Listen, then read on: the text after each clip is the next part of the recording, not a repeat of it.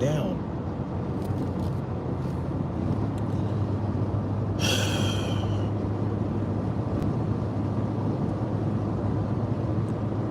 Freedom marches.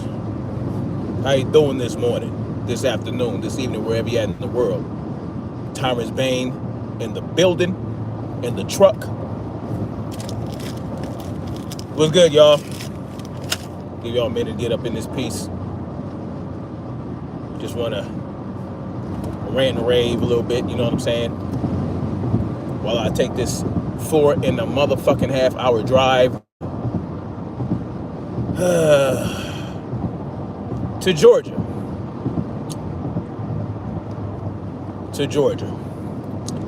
Well, I mean, it is Sunday, November 27th, 2022, and today is my son's second birthday. My youngest son, my youngest child, is his second birthday. He turned 2 today, and imagine having to leave on my son's second birthday. But because he's 2, you know, he don't really understand what's going on. He don't understand that he don't really understand me leaving. But it is what it is. It was difficult leaving when all my babies were hanging on to me, screaming and hollering and all this stuff. But you know what? A man's got to do what a man's got to do. Remember that term? Does anybody remember that idiom? A man's got to do what a man's got to do. You don't hear it too much these days. Because the way society works right now is just, you know, they make it very difficult to live in your manhood. Well, it's not difficult. They bust your balls for living in your manhood. You know,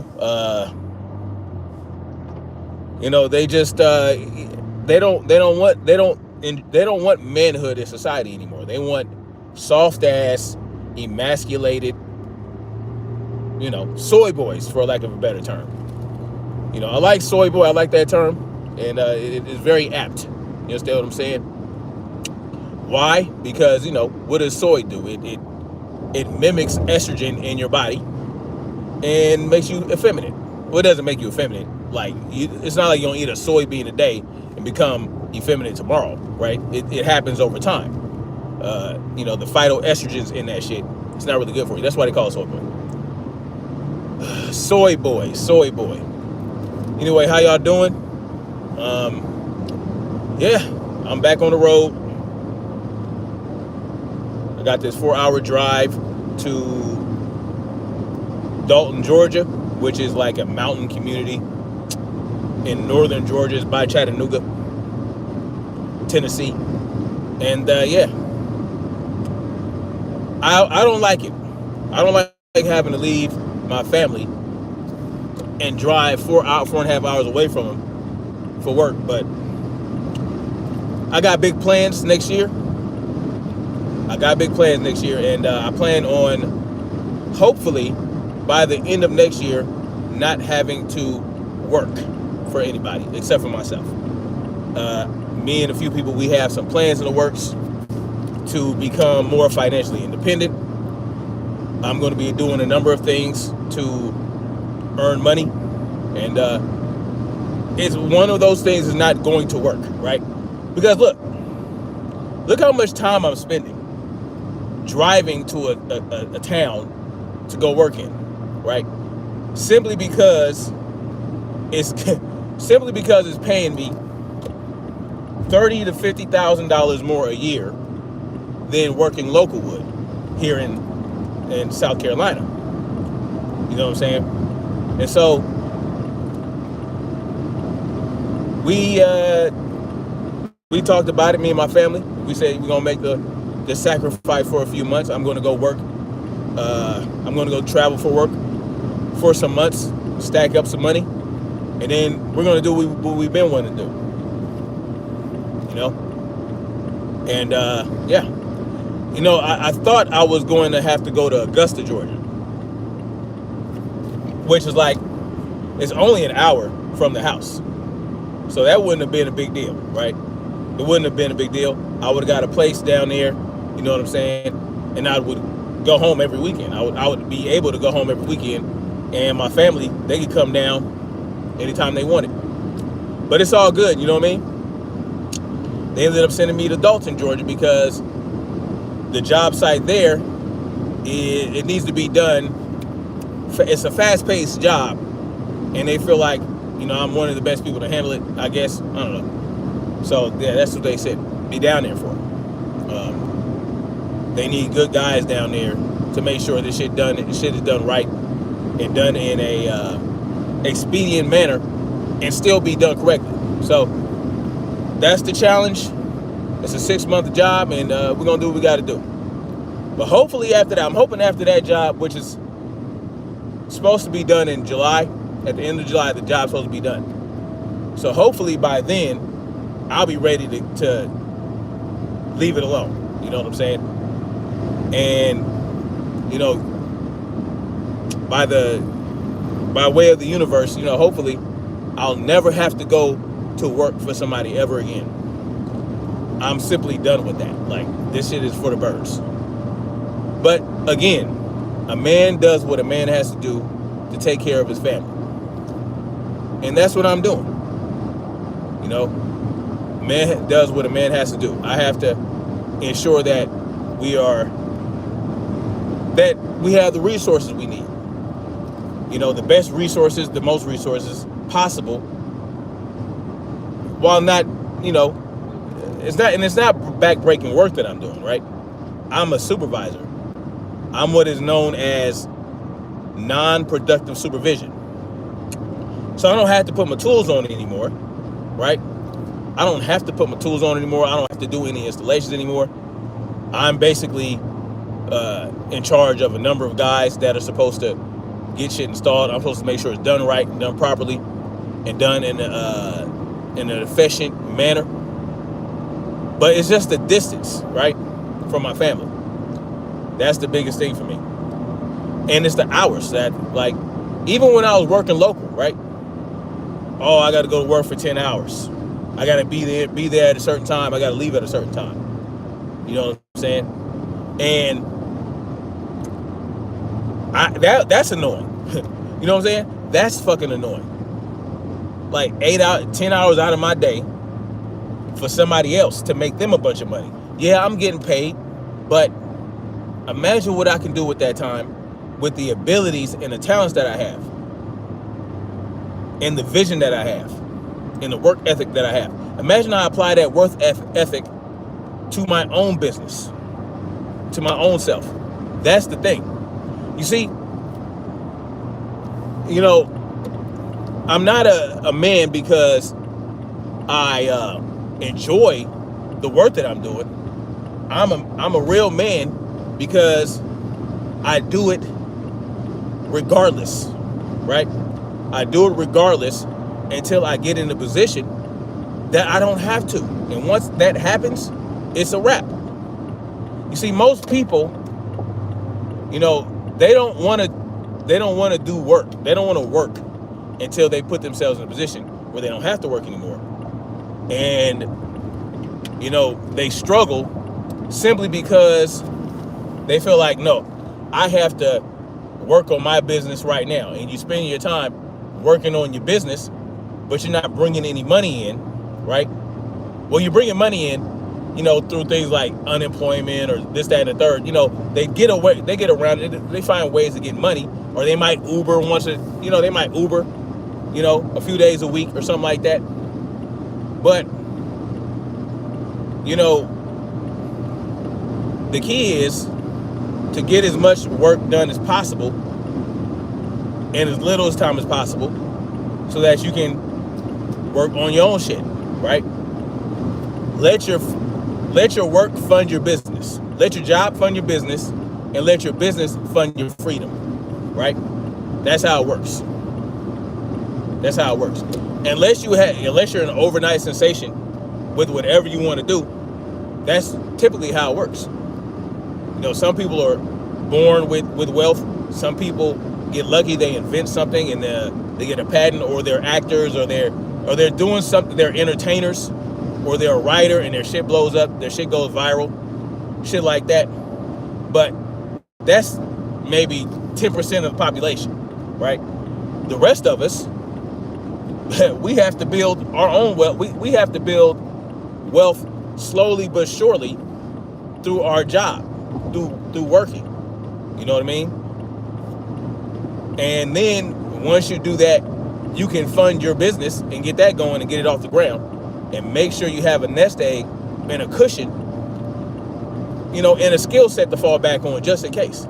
And that's why, being an electrician, being a master journeyman electrician, I'll always have something to fall back on. I can always go back to that. But, that's what makes, that's why I'm comfortable doing what I'm doing. That's why I'm comfortable leaving California. That's why I'm comfortable doing this, that, and the third. I know right now, if I wanted to, I could probably get by doing side work, right? But I don't like crawling under houses too much, little shit like that. But when I get into what I'm getting into next year, I am going to be using my skill set as an electrician to make the bulk of the money that I'm going to earn. Like I said, I've already got kind of partners that I'm getting together, and we're going to hit this thing hard. We're going to hit it heavy. We're going to get it popping. And that's just man shit, right? Just being independent, being financially independent, and ensuring that your family has resources when you pass away. When I pass away, I want my children to have resources that I've left for them. My pops, when he died, I didn't get nothing but $400 some.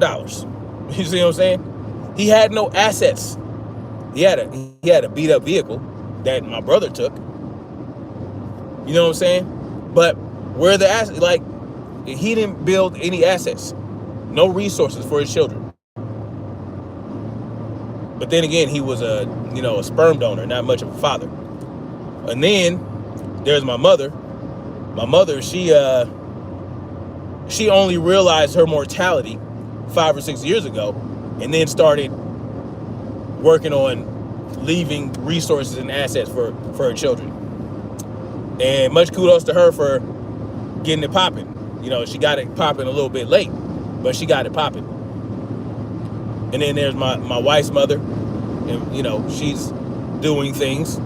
But at the end of the day, like, I want to leave my children more than that. I want to leave them with land. I want to leave them with assets. That's what I want to leave them with. And that's what it's all about. That's what it's all about. It's about building a legacy. It's about leaving something. It's about building an empire, a business empire for yourself and for your family. You know what I'm saying? That's what it's all about. That's what it's all about. Because, you want your children to know the meaning of work, right? You want them to know that they have to work for what they get. You know what I'm saying? But you don't want them to have to struggle like you did. I struggled so that my children don't have to, right? Struggle is not synonymous with work. They're going to have to work, right? They're going to have to maintain the business if that's what they want. They can maintain the business that I'm going to leave behind, but they're going to have resources and assets with which to work with. And, the optimum outcome is for me to leave them enough wealth for them to be actually wealthy, right? So they can survive off the interest. That's the ultimate optimum goal. Whether it be because, I left the millions or whatever the case may be, I want to leave my children with wealth. And I don't see myself being able to do that working as an electrician for a company until I'm 65 years old. Until I'm 65. Like, no one would, come on. Like, I know a lot of retired electricians. They have a boat. They have a nice house. They might have a vacation home. You know what I'm saying? But very few retired electricians are millionaires. You know what I'm saying? Unless they own a company, right? If they own an electrical company, contracted company, then that's a whole different story. At that point, they're not working for anybody. They're working for themselves. They're working for the clients and the customers that they do business with. At that point, they own the business. So that is not working for somebody else. You are the owner. You're out there golfing. You're out there smooching. What do they call that shit? Smooching. What they call that? Snoozing.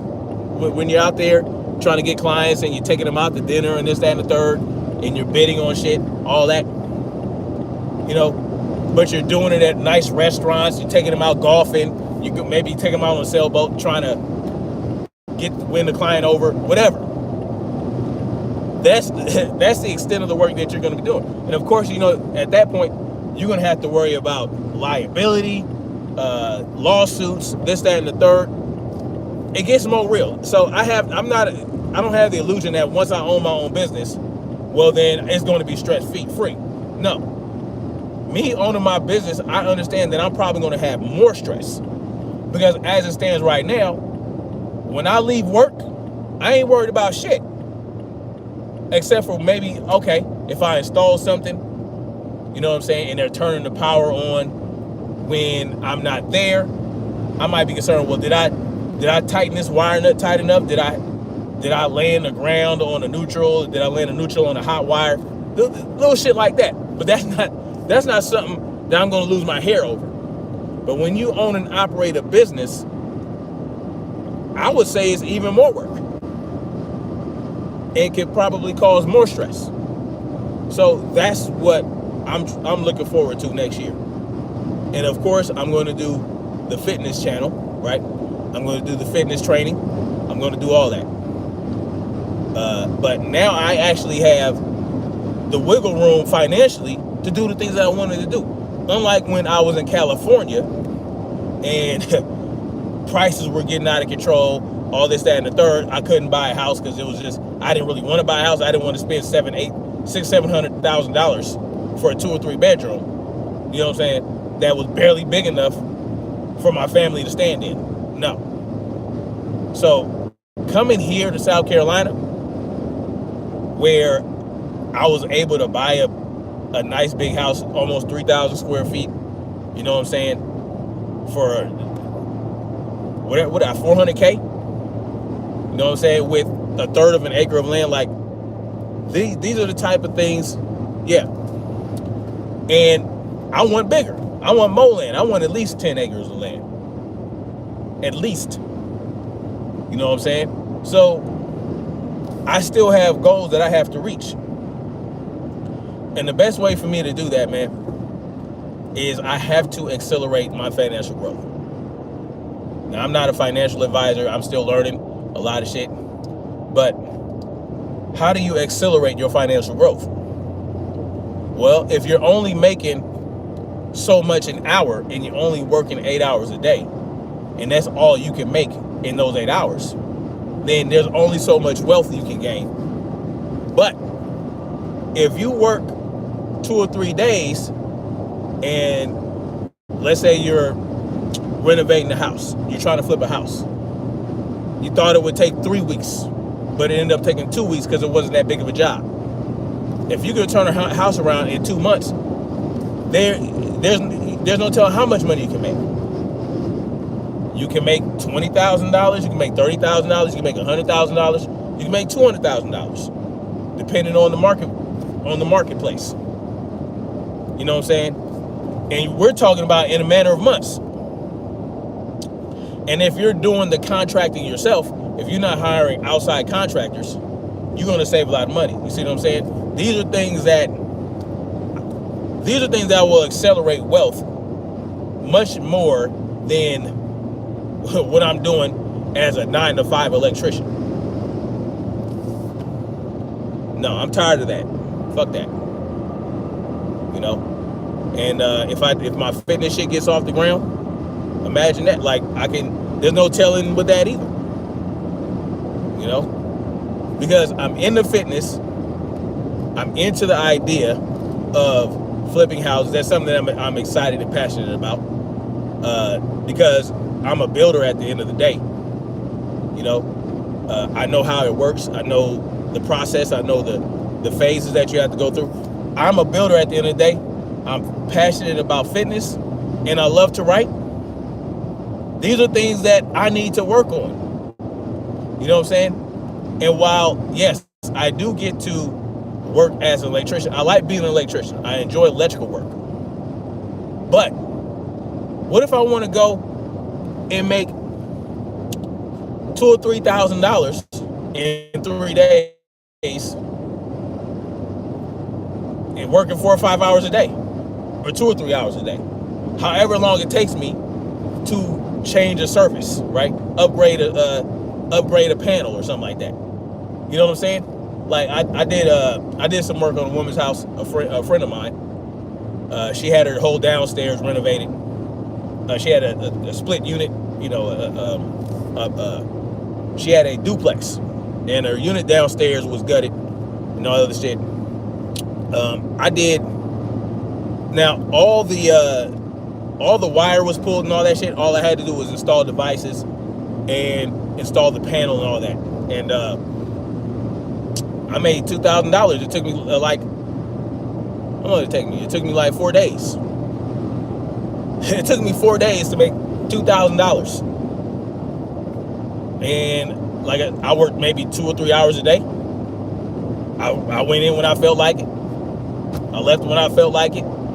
She wanted it done by a certain day, and I made sure it got done, and I made sure it was done right, and I made sure it passed inspection. And I made $2,000. And I took my son with me. My son would go with me. He helped me out. I can't do that at a job. I have to stay 8 hours. And if I get it done in 2 days for 8 hours a day at the job, I'm not getting $2,000. You see what I'm saying? Now for 2 days, I might get 500.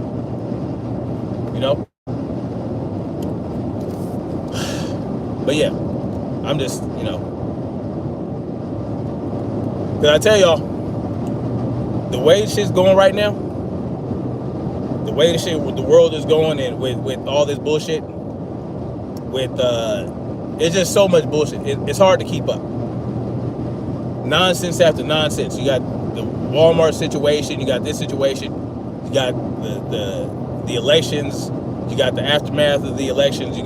It's just too much bullshit. Like I'm getting fed up. I'm getting burnt out on all this shit. At the end of the day, we know what we need to do, right? How many times does it need to be shown to people? How many times do you have to wave it in front of people's faces before they realize what's going on? How many times do we have to do it? How many times, how many days, how many hours of viewing do we have to see?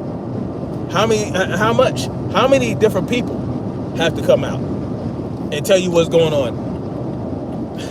We know what we need to do. We know what we need to do. We know what we need to do. We need resources. We need a way to defend those resources, right? We need people that are on the same page. We need to be on code. We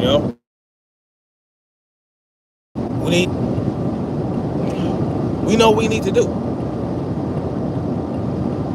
We know what we need to do. We just gotta execute. It's all in the execution. Once we execute on the shit that we know we need to do, we're unstoppable. There's nothing they can do to us. But we have to work toward that. We have to work toward that end. You know what I mean? And that's just the reality of it. And my major concern right now is the rift between man and woman right now. The rift between man and woman, right?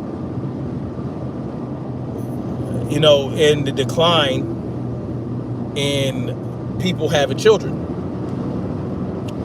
The decline in people having children, the rift between women and men, all this division that's being perpetuated, in places that you would never think. Like, the shit with Andrew Tate and all these people, it's just like, man, it's like everywhere I look now, the algorithm is out of control with this shit. The algorithm is out of control. When really life is simple. It's simple. Yes. Are women a lot more promiscuous these days? Absolutely. Or is it that it's just more visible? Women are more outspoken and more open about their promiscuity. They wear it like a badge of honor. Whereas back in the day, you had promiscuous women, but they tried their damn best to hide that shit. You would have to hear that shit through the grapevine. Now they just volunteer the information. And men, they don't want promiscuous. They don't want openly promiscuous women. They don't. They don't want openly promiscuous women. I won't go as far as to say, a high value woman is a 21-year-old virgin like Andrew Tate. I won't go as far as to say that. But what a man does not want is an openly promiscuous woman or an open hoe, right? Just a blatant, outright hoe who goes around telling people she sucked 12 dicks today and she got passed around by 20 dudes in 1 hour. Like, no one wants that. Like, you're a porn star without getting paid to be a porn star. The men don't want that. It's somehow the dominant culture, the dominant society, the elites have created this atmosphere where, hey, this is what they're talking about. This is what women are doing. I don't know how that started. Back in my day when I was dating in my 20s, in my late teens, women weren't out here talking about, yeah, I'm this, that, I'm that. I had all these penises in me and this, that, and third. But they get mad. Because these modern women, they get mad when you ask them what their body count is. But they don't have a problem telling you that they'll take you down, they take your homie down, all this other type of shit. What is it? You want to appear to be wholesome, but you're telling us that you getting ran through, right? And what is encouraging this? Where is this coming from? Because to me, it's kind of out of nowhere. We've had the internet since what? How long has the internet been around? Since the late 19th? Since the late 90s? We had a whole 2 decades of internet, 2.5 decades of internet, and this didn't start happening until like the last couple, 3-4 years. Now everybody, all these chicks, man, and I kind of want to say it started a little bit after my generation of women, because when I was trying to date women, when I was trying to go out with women, I had to work for it, right? Meaning I had to spend game, I had to talk to them, I had to, take them out, all this type of shit. Sometimes I didn't have to take them out. Sometimes I could just pull a chick and we just kick it. You know what I'm saying? And then we get it cracking, in the 20s, back in my 20s. When I was in my 20s, it was not difficult at all for me to get a chick. But even though it wasn't difficult, it's a lot less difficult now, right? Like if I were in my 20s now, and I was the same guy I was in my 20s, it would be a lot easier. Like I probably wouldn't have to say 2 or 3 words. But back in my day, at least I had to, I had to talk to them. I had to carry myself a certain way. I had to have a certain type of swag, all this, that, and the third. My mouthpiece had to be on point. But now it's like, oh yeah, a chick might try to holler at me. Well, I've gotten hollered at plenty of times, but not at the rate as I would now, because it still happens, right? Women still, women still try to holler at me. That's just what it is. But I didn't experience it at that rate in my 20s.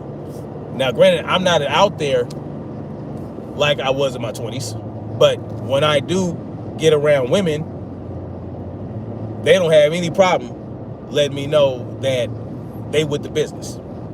I can't approach it that way because I'm married, right? And I don't have a desire for that. But, it is what it is. And trust me, this is important, right? This gender war is all part of the plan, right? Because women are having less babies, right? They're aborting more children. They're having less babies. They're less likely to get married nowadays. They put their careers first. And this is a problem, right? This is a problem. This is all part of that depopulation agenda. Marketing is geared towards single women. Single motherhood is encouraged, right? Single motherhood is encouraged. It's, single mothers are placed up there on a pedestal, right? You ever see on Father's Day, people will tell a single mother, oh, happy Father's Day because you're the father and all this bullshit. Like, that's nonsense. That's a trap. You are conditioning yourself, right? You're conditioning yourself to accept the destruction of the nuclear family. And guess what? A few years ago, I fell for that same trap. I told a couple Mother's Days, I told my mother-in-law, my wife's mother, that happy Father's Day on Father's Day. And then I was like, this don't make no motherfucking sense. Because essentially what I'm doing is glorifying single motherhood. Granted, she was a great mother, right? She was a great mother. The father wasn't involved, right? My wife's father has never been in her life like that. And my mother-in-law did a great job raising her daughter. But there are things that, there are things about my wife that I know would be different if she had a father, if she was raised by a real father. Just like with me. My father wasn't in my life, but my mother had, a couple husbands, right? That were like father figures to me.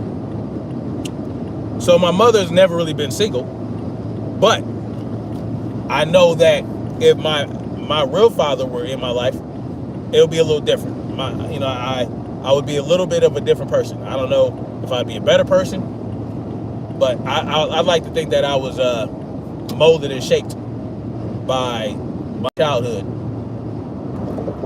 which would be considered kind of harsh, right?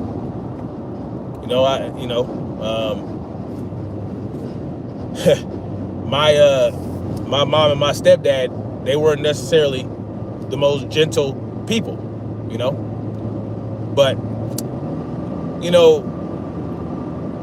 at the same time, most actual fathers that were actually there for their children, they were the same. Like my parents back in the 80s, they had a little bit different method than parents now, right? And parents in the early 2000s and in the late 1900s or in the 1990s. You know what I'm saying? My parents were harder. They were harsher. They were stricter. There were a lot more consequences. There was a lot more work ethic being pushed. I was 6, 7, 8 years old. I started at 6 years old mowing the grass, raking up leaves, cleaning my own room, doing dishes, all this type of shit. Actually, I had to work. And if I didn't get good grades in school, I would get my ass whooped. If I didn't, if I talked back, I'd get my ass whooped. There were consequences for my actions back when I was a kid.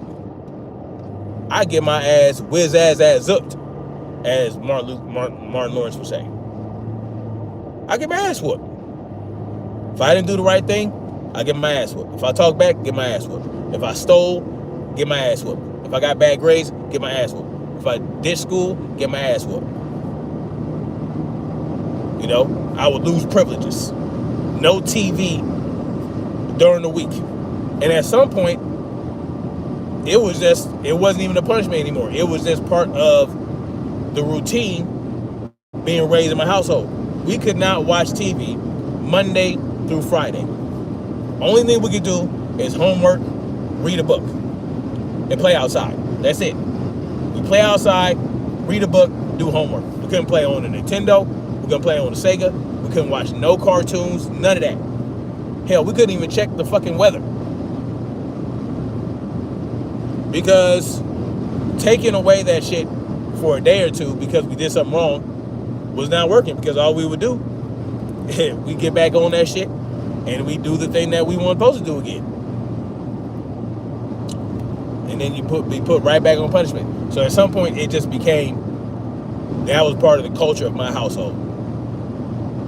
You were encouraged to read, you were encouraged to go outside and play, you were encouraged to do your homework, you were encouraged to talk on the phone and communicate with people on the phone, right? Like girls. I would talk to girls. You know? And on the weekend, when the weekend came, it was all fun. You know? It was all fun. And guess what? We didn't spend much time on TV. We'd play video games for a little bit, then we'd go outside, play throw up tackle. We'd ride the bikes in the neighborhood. And when it started getting dark, we'd play ding dong ditch, all that type of shit. And just live life. We're a different breed.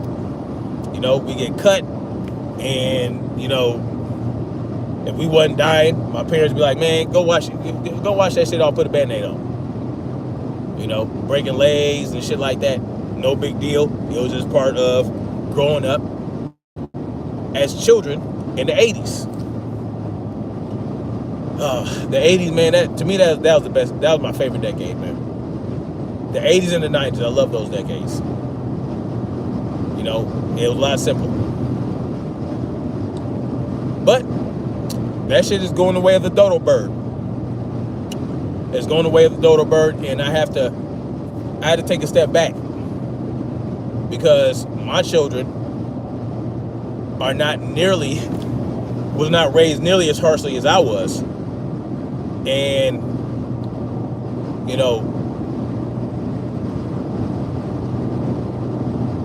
I have to, and I'm not going to whoop my children's ass. I'm just not going to do it, right? I understand now that wasn't necessary, right? It wasn't necessary to build strong children. What builds strong children is that level of work ethic, the exercising, you know what I'm saying? Being physical, doing physical shit. Like, I guarantee, because some of us play football, we play baseball, all that type of shit. I didn't enjoy football. I didn't enjoy baseball. Baseball was boring. In football, in my mind, it was like, I'm gonna run full speed at somebody, ram my body into them on purpose, you know, to get a ball, right? That, to me, it just didn't make sense to me. But when I was taken to a boxing gym, I was like, okay, I can get with this, right? Because I wasn't trying, you're not trying to get hit in boxing. You're trying to hit the other person and not get hit. That made sense to me, right? And it applied to the real world, where if you're in a fight, you're not getting hit. You're not running your body into somebody unless you're trying to body slam them. But at the same time, you're trying to hit the person, not get hit. You're trying to do damage and not get damage done to you. But my parents, they didn't really like, they didn't commit necessarily to those things, right? Like the sports, especially the boxing. Like, my stepdad took us to boxing class when I was like 13, like for one day and then never took us back. I had to wait till I was an adult. Basically, I had to wait till when I got kicked out of the house at 16 years old before I started actually getting into boxing for myself. And when I was in the Army and all that type of shit. But I felt like if I were in combat sports as a kid, I wouldn't need to get my ass whooped at home. You see what I'm saying? To do the right thing. I would still be hardened, but at the same time, I would have a lot more discipline. You know what I'm saying? And I could take my frustrations out at the boxing gym, sparring and hitting the mitts, hitting the bag. I felt like that would have been a lot more constructive than getting my ass whooped by my parents. So it's not necessary to whoop on your children, to get them to be productive members of society. All they need is an outlet, right? They need outlets. They need to be physical, right? Because children are little balls of energy. Children are balls of energy that need to let that energy out. And when they do shit like when they sneak food, and when they're not paying attention, when they're not doing their homework, when they're distracted, when they want, when especially boys, when boys are in a classroom setting, when they're restless, it's not because they're bad or evil, right? They're not bad. They just need to get that energy out. They need to get that energy out. And I envy people who were raised on a farm, because they can do that. They're outside, they're touching the ground, you know what I'm saying? They might be in school a couple of hours, but they're out there in the field, you know what I'm saying? They're working with the animals, they're all this other type of shit. Anyway. And then there's this whole idea that motherhood isn't work. Or like, if you're a stay-at-home mother, that's a job right there, you know? And so many women, this is the problem. Women these days don't think there's something valuable in being at home with your children as opposed to going out and working a 9 to 5. There's so much value in being a stay-at-home mother. That is work. That is a job. It's probably the hardest job in the world. The hardest job in the world to me is being a stay-at-home mother. And I know because I have a wife who's a stay-at-home mother. Even though she's in real estate, right? She's in real estate, but it's flexible. So she's able to still be a stay-at-home mother. And it's work. Trust me. And women these days, I had to go out and get a job. I got to be independent. All this independent bullshit. Let me explain to some of y'all. Humans, right? In terms of relationships, we're not meant to be independent, right? That's why there's such a huge problem with this. That's why we're in such disarray, because so many women, they want to be independent. They want to have their own this, their own that. There's so much resistance in being a cooperative parent, being a cooperative partner in a relationship, that by the time these women realize what the fuck's going on, they're already in their 40s. They're already in their 30s, their 40s. They ain't got no children. Or they might be a single mother, right? They had children young with a douchebag and said, nah, I don't need no man. I'm going to go to work, blah, blah, blah. I can raise my own kid and all this, that, and the third. But now when they hit their 30s and their 40s, they realize where that was fucked up. They realize they made a mistake to choose their career over building a family. Because they thought raising a family was not worthy of being important. Like, it's not important, right? And of course, a lot of this, depending on what demographic you're in, like, especially for black people, a lot of things surrounding that there are a lot of contributing factors in terms of why there are so many black single mothers, right? It's just something that is a reality for black people. But in general, it's all across the board too. It's not just black people. Across the board, black, white, Hispanic, a lot more people, a lot more women, a lot more men, they're in their 30s, 40s, still without children, still not being married.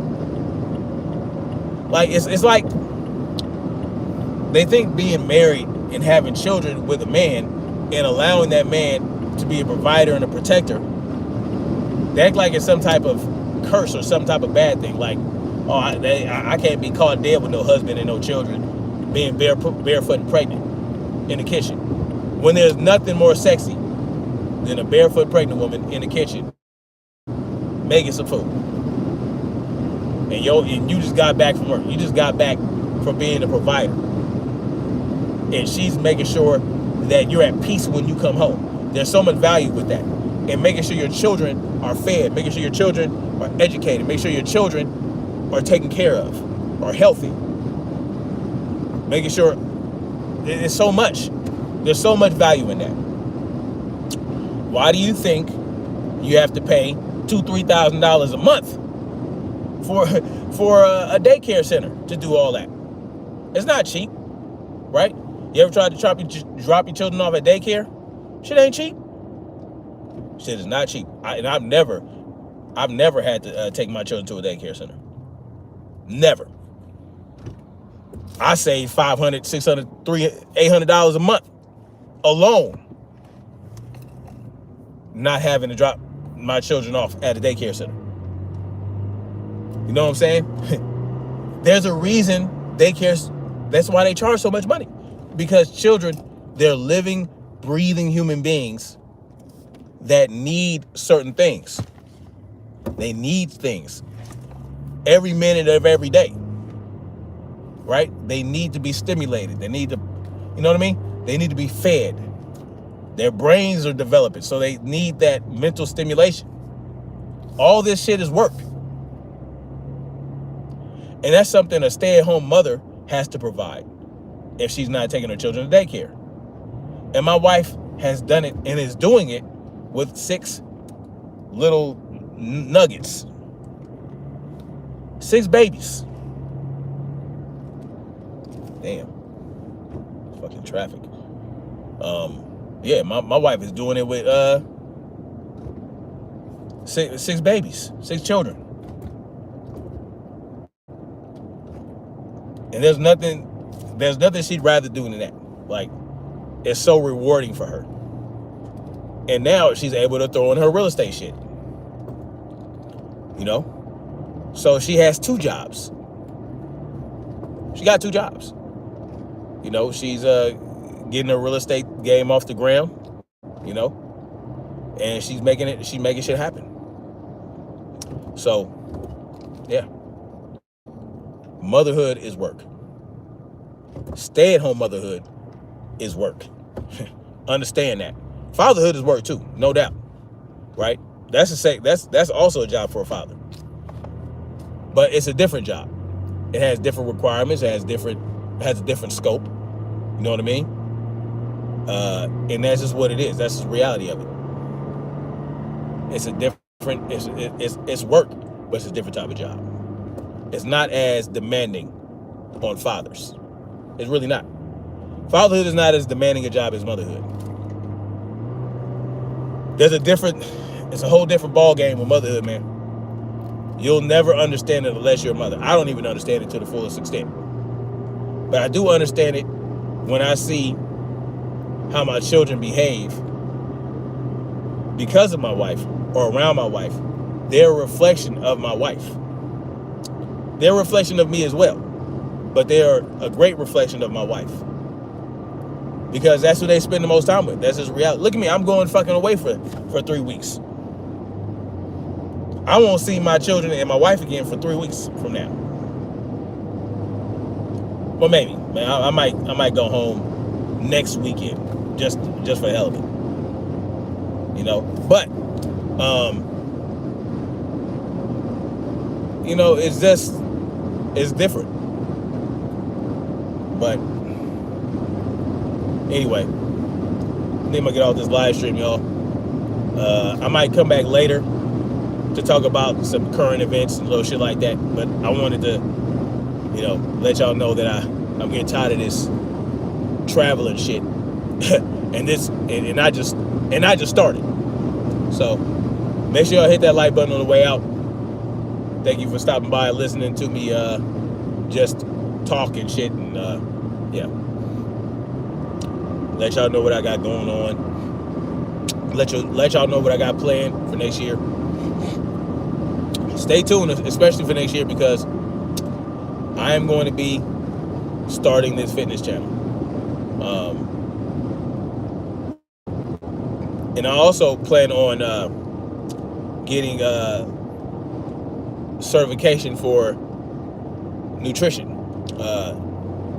coach certification. You know, so I'm gonna take some classes for that and get nutrition coach certification, so that I ensure that in terms of nutrition, I know what I'm talking about as well. So, you know, even though I could, you know, I do a lot of research, and I've learned a lot doing research on my own, but it's still good to have a little more in-depth knowledge in regards to that. So that's something I'm going to be doing as well, to ensure that the credibility is on point. But y'all will stay tuned to that. Again, like I said, I might come on a little later to talk about some other shit, because there's a lot of crazy shit going on in the world, man. But we'll see about that. Anyway, much love, like, share, subscribe. I'll holler at y'all later, and let's keep marching.